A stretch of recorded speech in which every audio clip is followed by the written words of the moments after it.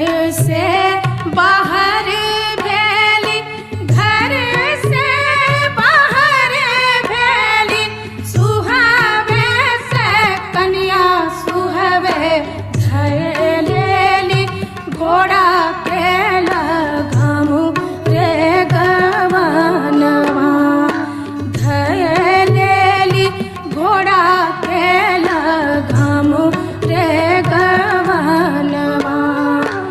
अपने त जाइ छी प्रभु देश रे विदेशवा से, देश रे विदेशवा से, हमरा के कहाँ छोड़ ले जाइ छी रे गवनवा।